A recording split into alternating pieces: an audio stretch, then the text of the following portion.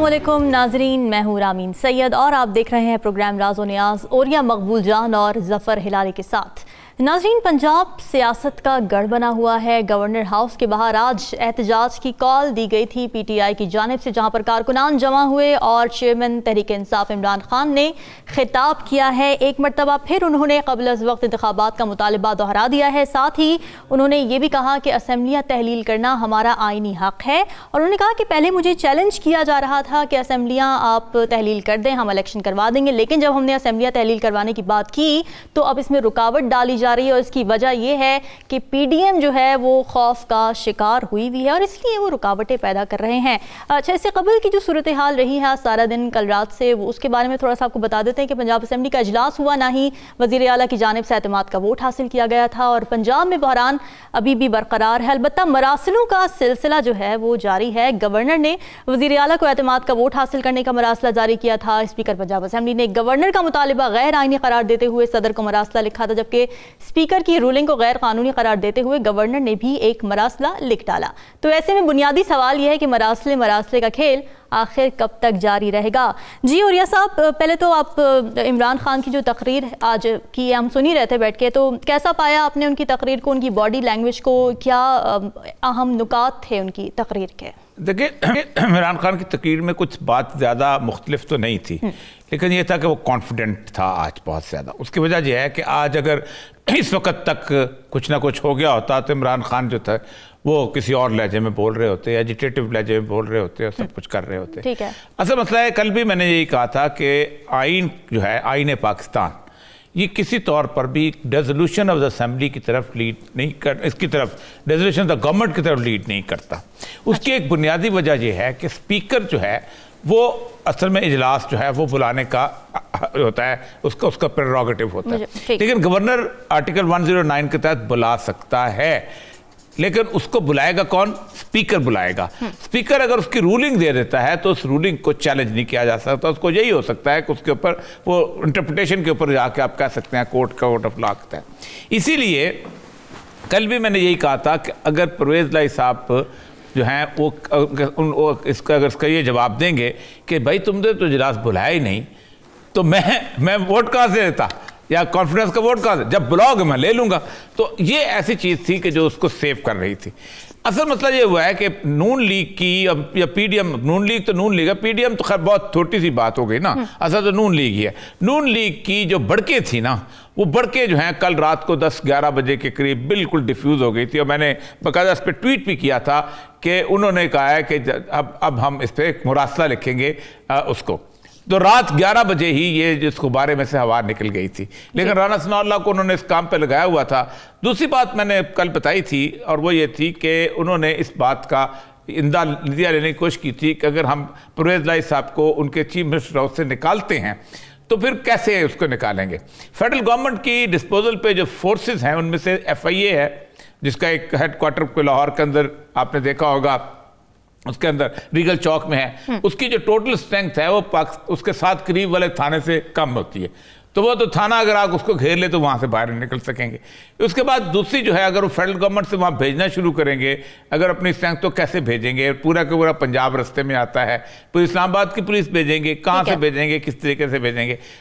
रह जाती है रेंजर्स। तो रेंजर्स के बारे में रेंजर ने उनको बाकायदा कह दिया था कि हम गवर्नर हाउस की हिफाजत कर सकते हैं, नॉट बियॉन्ड डैट। इस वजह से गुब्बारे में ये भी हवा निकल गई कि हम किस फोर्स को इस्तेमाल करेंगे। आपको याद होगा कि ये क्राइसिस नया नहीं है, इससे पहले भी इसी तरह का क्राइसिस जो था मंजूर भट्टू के ज़माने में पेश आया था और उस ज़माने में भी इसी तरह गवर्नर हाउस में जो थी रेंजर्स लग गई थी और इनके वालिद हमाद अजहर के वालिद को उसने गवर्नर लगा दिया था, तो उसने लगने नहीं दिया था। चौधरी इसके फवाद हुसैन का चचा, फवाद चौधरी के चचा ने चाचा था कहता था। तो उसका नतीजा पता है क्या निकला था? उसका नतीजा ये निकला था कि गुलाम इसाक खान और नवाज शरीफ दोनों के अंदर लड़ाई हुई थी। बिल्कुल। और उस लड़ाई के अंदर हुआ था कि वहीद काकर साहब ने दोनों को बिठा लिया था। अच्छा। और कहा तुम भी इस्तीफा दो और तुम भी इस्तीफा दो। ये वो तजर्बा है जिसने दोनों के कान खड़े कर दिए।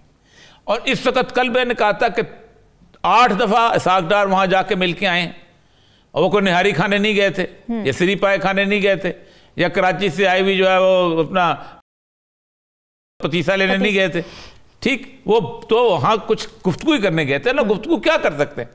प्रेसिडेंट के पास क्या है? कोई इख्तियार नहीं है।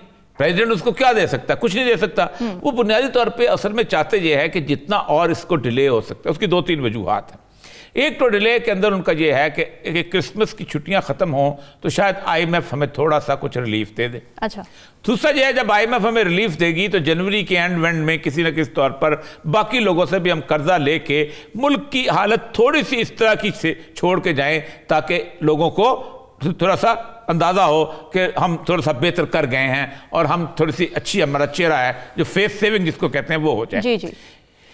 यहां भी ये सूरत हाल थी कि ये असेंबलियां दोनों अगर तोड़ देते हैं तो वो बुलडोज वाली सूरत हाल शुरू हो जाती है, जिसमें मैंने पहले भी कहा था कि इनकी एक अंडरस्टैंडिंग हो गई थी कि हम दोनों जो हैं वो एक दूसरे के साथ इंटरेस्टल तो रहेंगे, वरना लेकिन ये है कि इसको कुछ डिलेइंग प्रोसेस चलता रहेगा। अच्छा। इसमें अब आप देखें कि बेवकूफ़ कौन बन रहा है? अवाम बन रहे हैं, पब्लिक बन रही है, दोनों पर। लेकिन खेल इस वक्त मुझे अच्छी बात यह लगी है कि इस वक्त खेल सही रहे हैं, क्योंकि एक बात तय है कि वो दोनों एस्टेब्लिशमेंट को आने का मौका नहीं दे रहे। क्योंकि अगर एस्टेब्लिशमेंट इस दफा इंटरवीन कर गई तो फिर आप समझे कि 20 साल के लिए इस मुल्क गया, वापस रिग्रेसिव गियर में चला जाएगा और जो कुछ भी होगा इलेक्शन इस मुल्क का बेहतरीन हल है, जो आज इमरान खान साहब ने कहा है। तो आज इमरान खान साहब की जो तकरीर थी वो बुनियादी तौर पर एक तो कॉन्फिडेंट की तकरीर थी थोड़ी सी, दूसरा यह था कि उनके लोग भी वहां आ गए थे, तीसरा यह था कि उनका वो ना असेंबली टूटी थी वो बहाल था। कल अब शुरू हो जाएगा, उसमें फिर बात करते हैं वाले साहब से बात कि कल जब नो कॉन्फ्रेंस मूव शुरू होगी तो उसकी क्या रिक्वायरमेंट चलेंगी।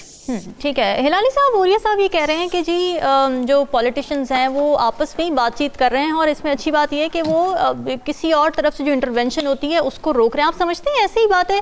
क्या ऐसा नहीं है कि आपस की जो लड़ाइयाँ हैं उसमें क्योंकि सियासत जो है वो एक अजीब अफरा तफरी का शिकार है तो दूसरे को ज़्यादा मौका मिल जाए इंटरवीन करने का? आवाम किसकी तरफ देख रहे हैं इस वक्त?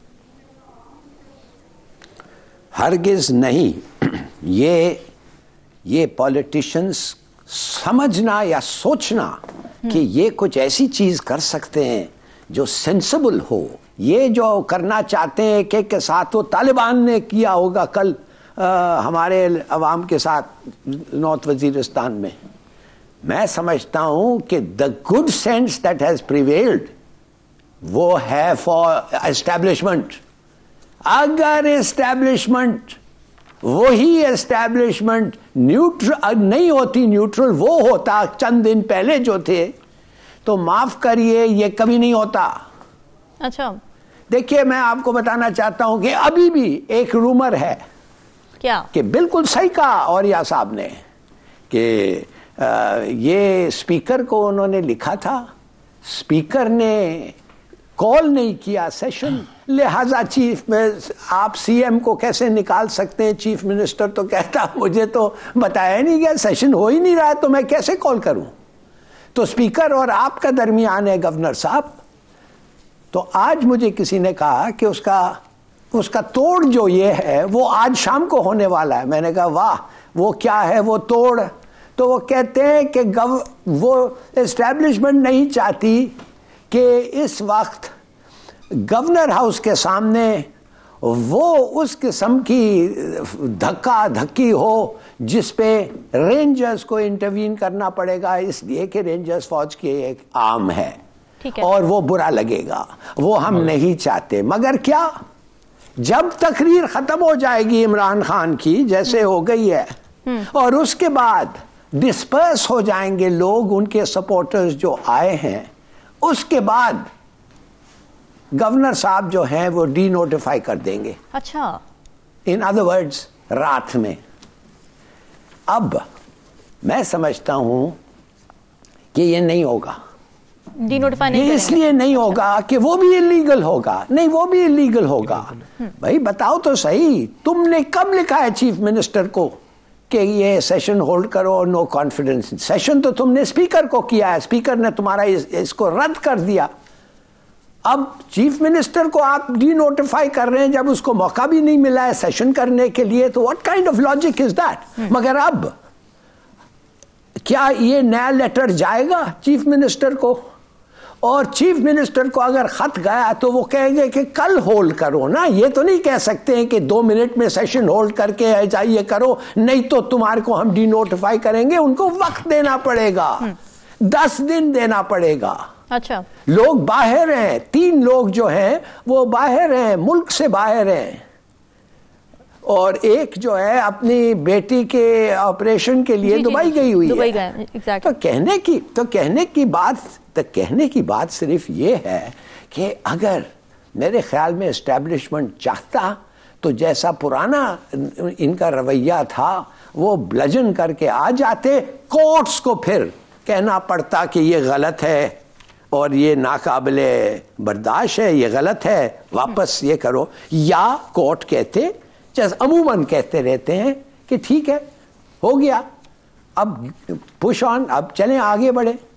तो देखिए, मैं समझता हूं कि जो भी ये फैसला लिया है कि एस्टैब्लिशमेंट न्यूट्रल है, एस्टैब्लिशमेंट एपॉलिटिकल है, और इन्होंने औरिया साहब ने बिल्कुल सही कहा, ये कॉन्फिडेंट लग रहा था आज। अच्छा। कौन? इमरान खान। क्यों लग रहा था कॉन्फिडेंट? इसलिए उसको पता था कि ये अब तक खत्म हो जाना था, मगर एस्टैब्लिशमेंट ने अपना role as a neutral apolitical play कर रहा है। वो चाहते भी नहीं हैं कि उनका कोई भी सब आम, मसलन रेंजर्स, वो लोगों के साथ लड़ें और पब्लिक को पता हो कि वो खड़े हुए in between Imran Khan and elections. नहीं, अब हम देखेंगे कि उनका अब ऐसा ही रोल होता है इन फ्यूचर, या उसकी न्यूट्रलिटी में कोई बायस और इम्बैलेंस आ जाता है। मैं समझता हूं इट्स ए ग्रेट मोमेंट, मगर मैं ये जरूर कहूंगा कि आई मे बी रॉन्ग, शायद ये मेरी गलती है, शायद मैं मिसरीड कर रहा हूं, शायद कोई और वजह है, मगर मैं समझता हूं कि इस वक्त उनको बकौल रूमर ये कि शाम में करेंगे तो देख लेंगे, मगर कैसे कर सकते हैं शाम में जब उनको नोटिस देना पड़ता है प्राइम मिनिस्टर को, कम से कम 10 दिन का, रीजनेबल, क्या लिखा हुआ है उधर, रीजनेबल, जस्टिफाएबल, फेयर, ये तीनों क्राइटेरिया है उनके हुक्म में, गवर्नर के हुक्म में, विच मस्ट बी मेट, और अगर वो होगा तो ये नहीं हो सकता कि एक दिन में उनको निकाल दें। ठीक है। औरिया साहब, सीएम की डी नोटिफिकेशन का मामला आप किस तरफ जाता देख रहे हैं? देखिए, पहली बात तो ये है कि ये डी नोटिफिकेशन रात का चल रहा था, रात को कर रहे हैं, रात को 12 बजे तक हो जाएगा, ये खबरें भी आ गई। सुबह चल रहा था कि सुबह हो गया है, लोगों को बुला लिया, सब कुछ हो गया है, आज हम जाकर डी नोटिफाई कर देंगे। पहली बात यह है कि सीएम नॉन नोटिफाई होता है ना डी नोटिफाई होता है। सीएम जो है वो बुनियादी तौर पर या तो हाउस से इलेक्ट होता है या हाउस उसके ऊपर अदम एतमाद का इजहार करता है और उसको निकालता है। ये कोई सेक्रेटरी इस्टेब्लिशमेंट या सेक्रेटरी फिनांस की पोस्ट नहीं है कि उसको नोटिफाई। आज तक कभी सीएम का नोटिफिकेशन हुआ? कभी नहीं हुआ।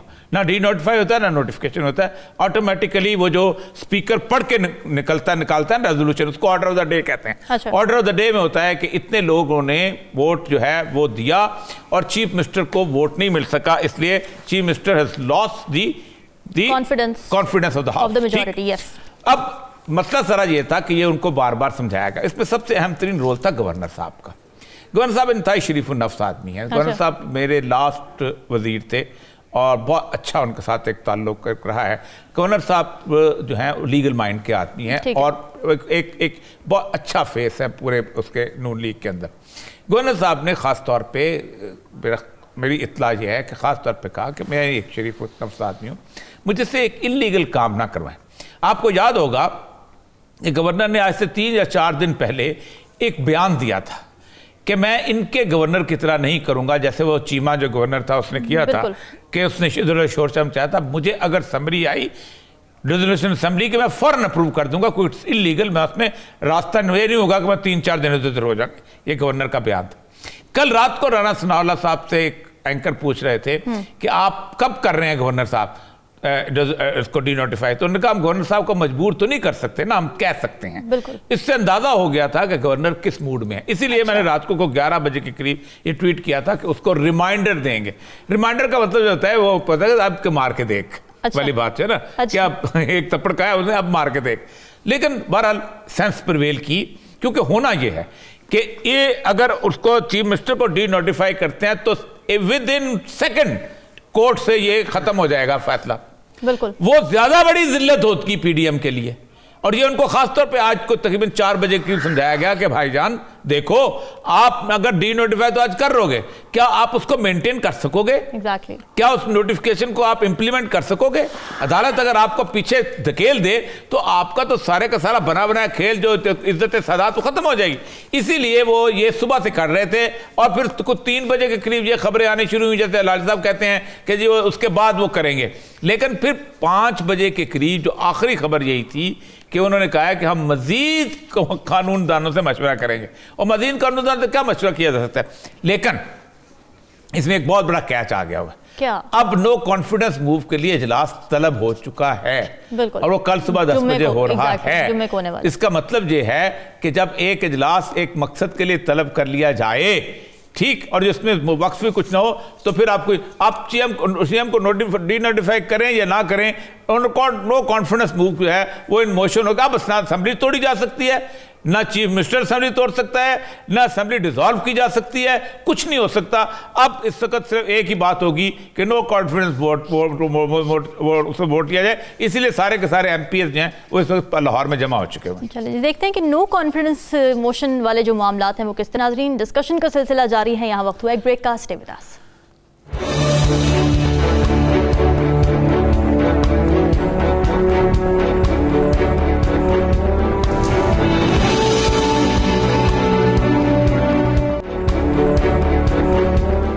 वेलकम बैक नाज़रीन। बात हो रही है पंजाब की सियासत के हवाले से। एतमाद का वोट लेने के लिए इजलास तो मुनक़िद नहीं हो सका है। बहरहाल कल जो है वो तहरीक अदम एतमाद पेश होने जा रही है पंजाब असेंबली के अंदर। हिलाली साहब, क्या लगता है आपको, क्या तहरीक अदम एतमाद कामयाब करवाने के लिए अपोजिशन के पास नंबर गेम पूरी है? हो जाएंगे मामलात कल सेटल? बिल्कुल, अपोजिशन के पास इतने नंबर्स नहीं हैं। हालांकि जरदारी साहब बकौल विमेन एमपीएस फोन्स जा रहे हैं और 5 करोड़ के ऑफर आ रहे हैं और एक सेफ हाउस का प्रोटेक्शन आ रहा है और ऐसी बातें हम सुन रहे हैं, मगर मेरे ख्याल में नहीं है। और अगर ये पिट जाए, माने अगर ये डिफीट हो जाए ये मोशन, तो फिर ये फौरन डिसॉल्व कर सकते हैं। अच्छा, तो मेरे ख्याल है कि अब इनको पता नहीं कितने दिन लगेगा। कल अगर वोट होगा तो ठीक है, मगर 7 दिन इसमें सर ऐसा है कि 7 दिन के अंदर अंदर इसको बुलाया जा सकता है और उसके बाद 3 दिन कम से कम ज्यादा से ज्यादा 7 दिन जो है डिस्कशन के लिए दी जा सकते हैं। तो पहली बात तो यह है कि 7 दिन में उन्होंने बुला तो लिया है, तो अब तो जल्दी बुला लिया। इसका मतलब यह है 7 डेज की उन्होंने मोहलत दी, बल्कि 3-4 दिन के बाद ही बुला लिया है। तो इसका मतलब यह है कि अच्छा, मेरा ख्याल ये था, हाँ सर, मेरा ख्याल ये था, आपने कहा कि कल सेशन हो रहा है। एनीवे, नहीं, कल सेशन हो गया ना, कल सेशन साहब हो गया ना। अब साहब ये है ना कि उन्होंने 7 दिन के अंदर अंदर बुलाना था, तो अब ये परसों पेश हुई थी, उन्होंने 3 दिन के अंदर अंदर बुला लिया है। तो 7 दिन के अंदर अंदर बुलाना था, वो 7 दिन तो अब निकल गए। अब मैक्सिमम 4 डेज रह गए, तो 3 days are to be given for discussion. Discussion के लिए 3 दिन जरूरी हैं कि उसके ऊपर डिस्कशन हो, प्रॉज एंड कॉन्स बताए जाए, दोनों को मोहलत दी जाए, लेकिन not more than 7 days for discussion. Minimum 3 days and maximum 7 days of discussion. अब इसका मतलब यह है कि अगर वो खींचना चाहें तो 7 दिन तक खींच सकते हैं, नहीं खींचना चाहे तो 3। ये मतलब यह है कि 31 दिसंबर तक चले जाएगी आपकी असेंबली जो है ना, इसका डिसोल्यूशन जो है। जी लाली साहब। जी, अब बात असल ये है कि अगर इनके ऑपोजिशन में मीनिंग पीडीएम के पास नंबर्स नहीं है और इनके पास नंबर्स हैं, तो इसका मतलब क्या होगा कि जिस दिन वो वोट का रिजल्ट अनाउंस होगा उसी लम्हे में, नेक्स्ट लम्हे में वो डिसॉल्व करने का इम्कान है उनका। हाँ, तो होना चाहिए, ये तो नहीं तक डिले तो नहीं होना चाहिए, अब फौरन डिसॉल्व होना चाहिए। अब बात असल ये है कि परवेज इलाही साहब तो चाहते हैं डिले हो ना। उन्होंने ब्रेक नेक स्पीड पे लाहौर डेवलपमेंट प्रोजेक्ट्स जो हैं वो चेंज कर रहे हैं। वो डिस्ट्रिक्ट को डिवीजन बनाए, 100 बिलियन रुपया खर्चना है और उससे पैसे निकालने हैं।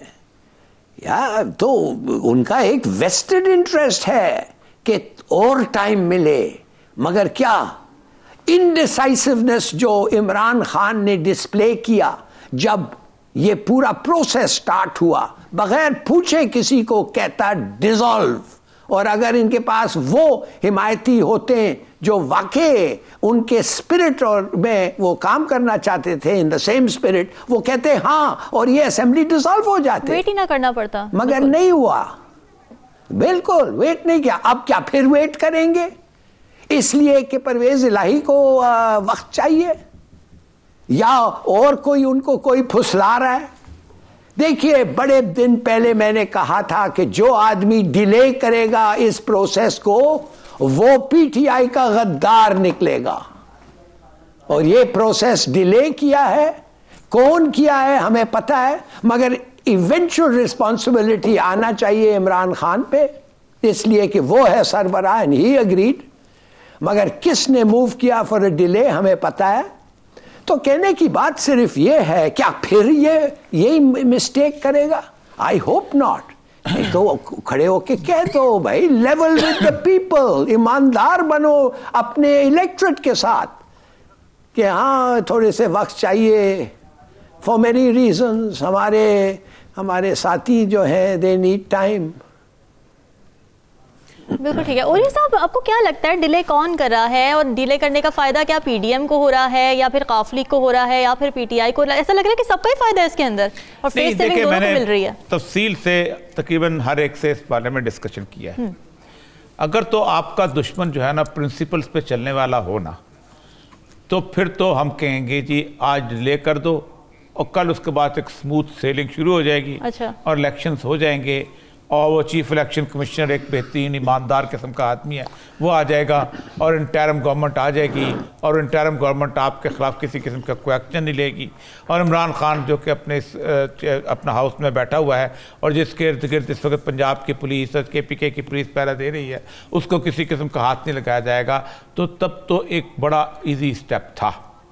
गुज़श्ता 8 महीने में जो कुछ इस मुल्क के अंदर हुआ है वो पाकिस्तान की तारीख में इससे पहले कभी नहीं था। कल भी मैं इस पे जज्बाती हुआ था, और कल भी मैंने ये बात की थी कि अगर ये कुछ पाकिस्तान में आज से पहले हुआ होता कि जब फातिमा जिन्ना इलेक्शन लड़ रही थी, तो इस तरह आज जैसे इमरान खान ने कितने नाम लिए हैं, उसका 75 साल का आदम सवाती है, आप एक सेनेटर है, ठीक है, जस्ट एक ओपिनियन कहने के ऊपर, ओपिनियन बताने के ऊपर और ये सब कता कलामी की माजरत, मुझे एक ब्रेक का कहा जा रहा है। साथ नाज़रीन स्टे विद अस।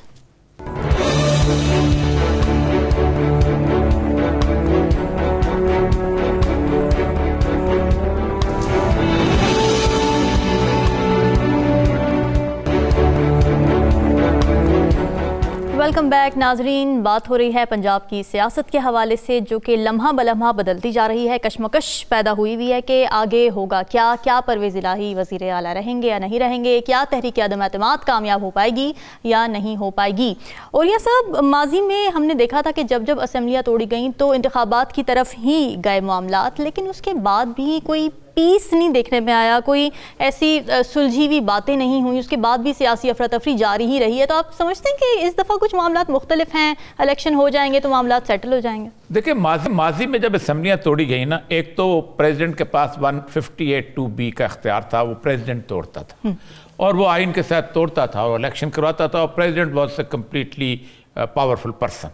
लेकिन 8th अमेंडमेंट जो है जब ख़त्म की गई है, नवाज शरीफ साहब ने ख़त्म की, तो मुझे अकबर बुगटी का फ़िक्र इजाद है, वो असेंबली में वोट दे के वापस आ रहा था, तो उसने कहा अरे साहब मैं आपको एक बात बताऊं, मुझे छोटे में तुम्हें एक बात बताऊं कि एक बात याद रखो, अब मार्शल लॉ लगेगा, कि उन्होंने सेफ्टी वॉल्व निकाल दिया आइन के अंदर। और वही हुआ कि मुशर्रफ आ गया, और मुशर्रफ ने आके सब कुछ उलट पुलट कर रख दिया। तो मुशर्रफ ज़्यादा निकालता था निकाला, और उनको बदलता होता था।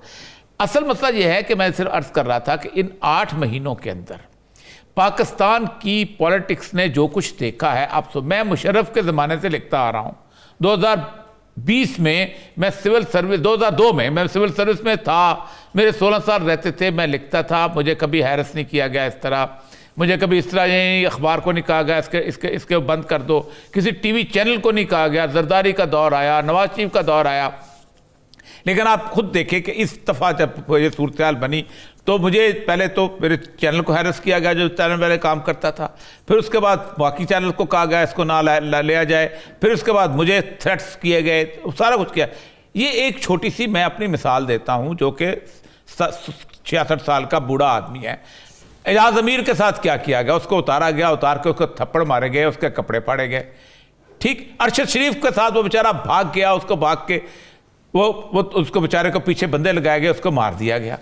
ठीक, वो बेचारा उसकी वालदा से मिला, उसका घर उजड़ गया बिल्कुल, कसम से बात कहता। आदम स्वाति चलो सियासतदान है, चलो ये मार खा लेंगे, चलो ठीक है ऑलराइट, लेकिन 75 साल का आदमी, चलो या शहबाज गुल है ज्यादा शोर, क्या गुफ्तगू करने के ऊपर। फिर सबको पता है कि कौन गवर्न करता था इस 8 महीने के अंदर, किसको क्या गवर्न करता था।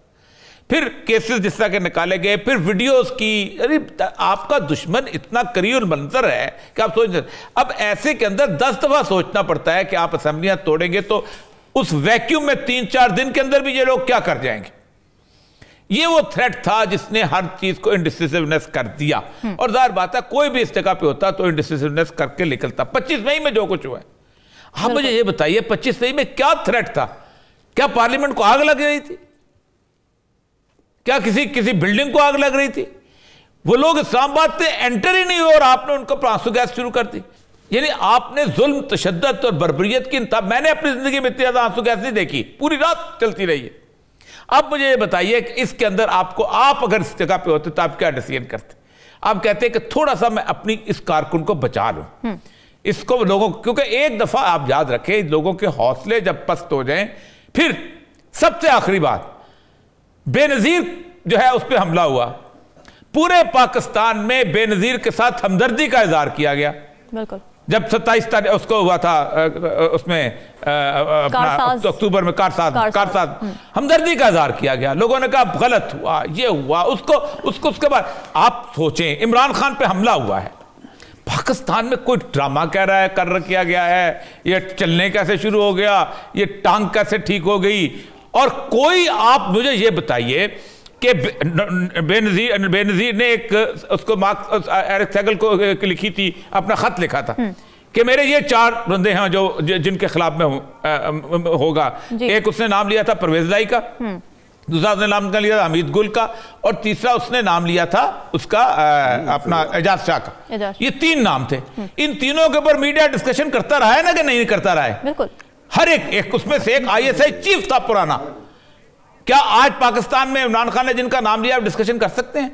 ये है वो कंडीशन, ये है इस मुल्क के अंदर हालात, ये है वो जबर की कैफियत। इस जबर की कैफियत में आहिस्ता आहिस्ता बेहतरी आ रही है। अच्छा। अब उसको सांस मिल रहा है, इसलिए उसने डिसीजन लिया। ठीक है हिलाली साहब, आपको क्या लगता है, बाज़ लोग इस ख्याल के हामी हैं कि असेंबलियां टूट जाएं और नए इंतखाबात हो भी जाएं तो सियासी बहरान टलने वाला नहीं है, तो आपको लगता है कि वाकई बहरान इतनी शिद्दत इख्तियार कर चुका है कि हल ही कोई नहीं है, कोई उम्मीद ही नहीं बची?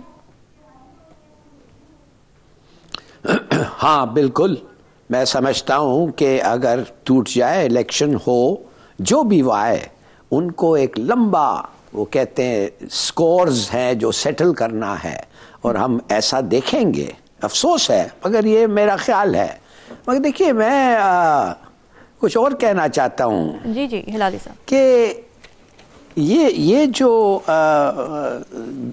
दुश्वारी हमने 8 महीने गुजारा है सिंस द रिजीम चेंज का जो था, मैं समझता हूँ मुझे कोई अफसोस नहीं होगा ये 8 महीने जो गुजरे हैं। हालांकि बड़ सख्त दुश्वारी हुई है, हर किस्म के हमारे इकोनॉमी पे इम्पैक्ट हुआ है, हमारे साइकी पे इम्पैक्ट हुआ है, हम लोग अलग अलग हो गए हैं, हमें इदारे टक्कर कर रहे हैं।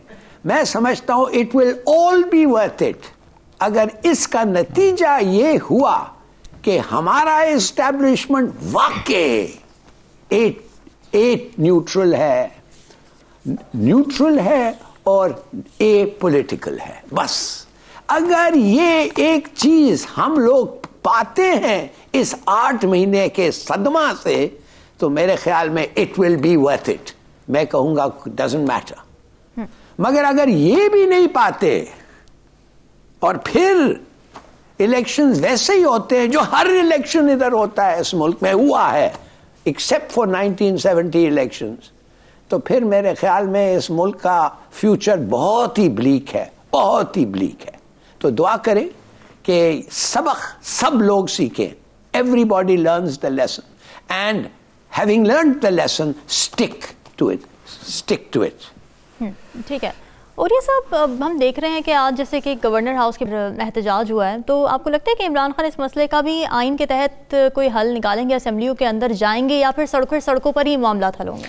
नहीं, देखिए वहाँ तो फेडरल गवर्नमेंट में तो उन्होंने आज उसने कह दिया कि एक एक बंदा करके आए मेरे पास चैम्बर में, और राजा परवेज ने कहा और हम आपके इस्तीफे में कबूल कर लूँगा। क्योंकि पहले उन्होंने कहा कि जून में हमने कहा था, लेकिन जून में आप नहीं आए थे, क्योंकि अप्रैल में 11 अप्रैल को इस्तीफे दिए गए थे, तो जून के 6 जून से लेकर पता कितने जून तक उसने काम ने मोहलत दी थी, आप में से कोई नहीं आया। और PTI का स्टैंड था कि हम चूँकि इज्तिमाई तौर पर इस्तीफे दे चुके हुए, स्पीकर हमारे ने मंजूर करके भेज दिए, हम नहीं चाहते। एक वो भी बहाना करते हैं ना कि अंडर डोरस नहीं है, किसी ने जबरदस्ती नहीं की है, ये है वो है, ये सारी चीजें बड़ी अजीबोगरीब सी हैं। जहां एक पार्टी के हेड की जो है अपनी खिलाफ वर्जी करो तो वोट ही काउंट नहीं होता, तो आपकी मेंबरशिप की क्या हैसियत रह जाती है।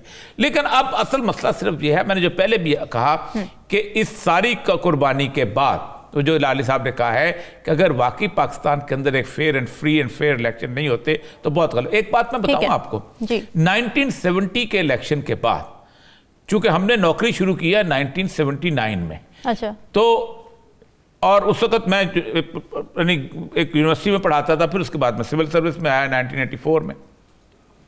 उसके बाद एस्टेब्लिशमेंट ने एक फैसला किया था कि आज़ाद इलेक्शन जो हैं ये बहुत भारी पड़ते हैं इस मुल्क के ऊपर। अच्छा, एक तरफ शेख मुजीब जीत गया है और एक तरफ भुट्टो जीत गया है। अच्छा, भुट्टो को तो उन्होंने किसी ना किसी तरीके से बर्दाश्त कर लिया, मुजीब को बर्दाश्त नहीं करते थे, और शेख मुजीब के साथ उन्होंने फिर वो मुल्क अलहदा हो गया और उसके साथ इंडिया ने इंटरवेंशन कर दी।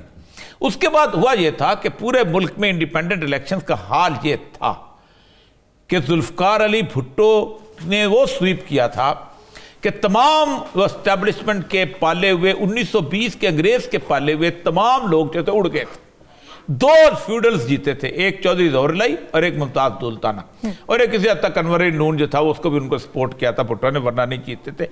ऐसे ऐसे लोग थे कि जिनके पास किराए का घर था। चौधरी गुलाम हुसैन वो थे अपना जेलम से जीते थे, किराए का क्लिनिक, किराए का घर, उसमें जीते थे। मंजूर हुसैन दुदरा जो कि मंडी बहुत दिन से जीता था, जिसको उसके मुखालिफ ने कहा था इस हल्के में नहीं आना, कौसर नियाज़ी जेल में था।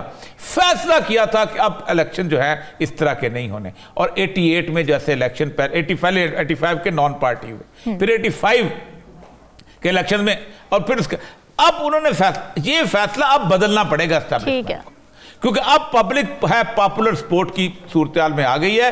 अब अगर आपने वही किया जो 1971 में किया था, तो फिर ये तो अल्लाह का भी फैसला है, वाइन उत्तम उदना, अगर तुम वैसा ही करोगे तुम वैसा ही सलूक करूंगा, अगर तुमने 71 का हालत की सूरत की तो तुम्हारे साथ वैसा ही होगा। तारीख से सबक लेने की बहुत ज्यादा जरूरत है ना। क्वेश्चन आपने सुनी, अगले हफ्ते हाजिर होंगे मजीद अहम मौज़ूआत के साथ। हमें दीजिए इजाजत, अल्लाह हाफ़िज़।